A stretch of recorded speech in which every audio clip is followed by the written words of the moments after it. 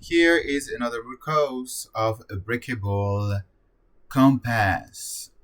There is a danger that is hidden with go with the flow. Let's break this down. Let's see the pattern.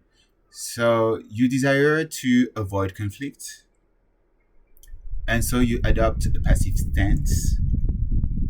So, you get carried by the agenda, the plans of others, you go with the flow, and you end up far from what you want, right? It's far from, it could be far from what you want. Like you go there, you're like, oh, okay, I just want it easy. And in the end, you could experience a vague dissatisfaction because you didn't really define your values. You just let it happen. You just let life happen to you instead of being able to direct it a bit better yourself. Um,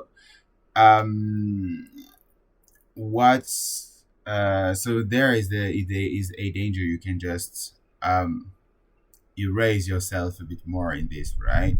It's good to be easygoing. There is no issue with that, but give it a bit direction, right?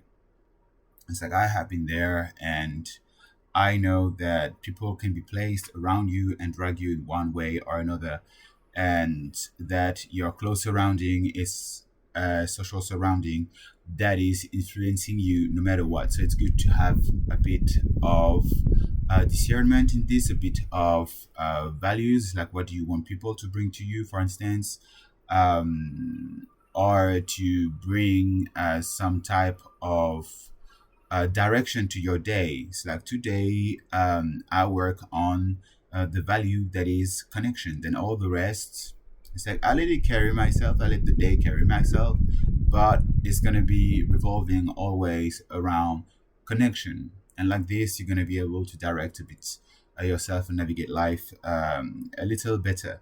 So letting go is good, not to overthink, for instance, but letting go can make you drop your inner compass and your values, the research of your own values.